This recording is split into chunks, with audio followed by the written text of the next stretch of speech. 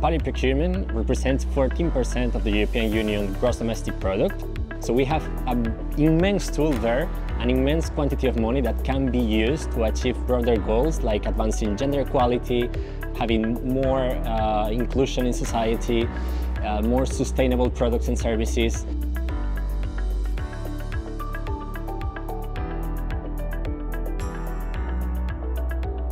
Antes que todo, en España tenemos un marco normativo favorable, que es la Ley de Contratación del Sector Público del 2017, la cual establece que las administraciones públicas pueden y deben incluir criterios sociales, medioambientales y éticos en sus procesos de contratación y establece unos porcentajes mínimos que tienen que ir avanzando según los años.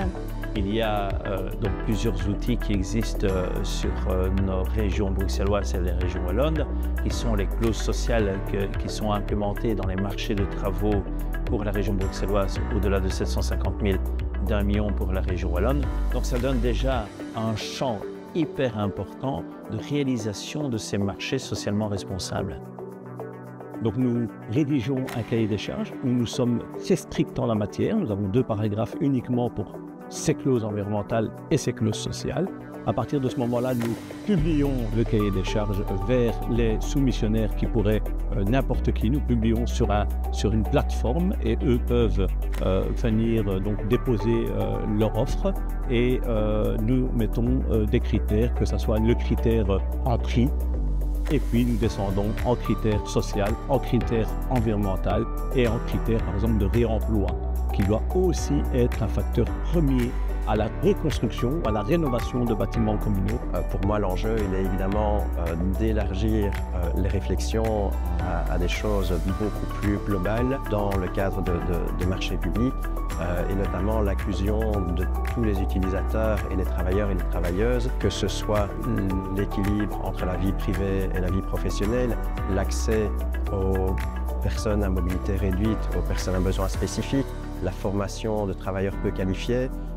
L'inclusion de toutes ces personnes dans les marchés publics est quelque chose vraiment d'essentiel.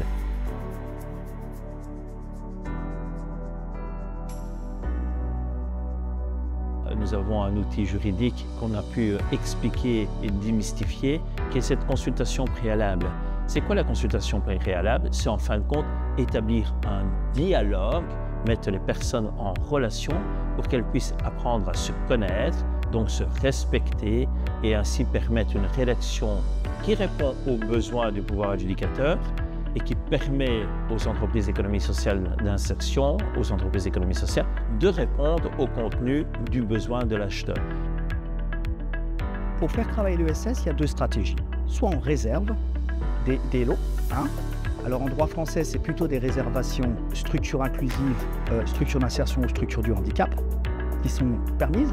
On a plutôt utilisé la stratégie de la sous-traitance de l'entreprise à des structures inclusives, mais qui rentrent dans son quota d'heures. Et puis il y a l'aspect social aussi. Donc il faut savoir que le bois ici est issu d'une entreprise de travail adapté qui avait une activité de parc et jardin et qui se retrouvait avec des montagnes de déchets verts et qui ne savait qu'en faire. Et donc ici on valorise vraiment ces déchets que l'on transforme en copeaux de bois et qui permettent ici d'alimenter la chaufferie. Mais ici c'est vrai que c'est un des tout premiers projets qu'on a eu, puisqu'il date de 2019.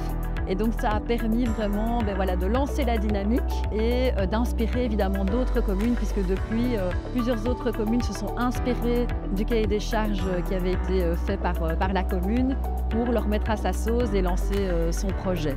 I think the challenge that needs to happen, not only on public procurement, but in accepting bids, the commercial entities that pull together consortiums, that's where your social clause is important, because it forces them to include that smaller organisation.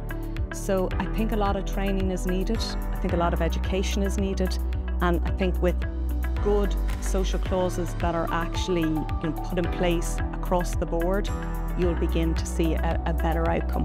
You need people who understand it to drive it, and we all need to understand the value of it, and we need to place a proper value on social organisations and their time and their impact.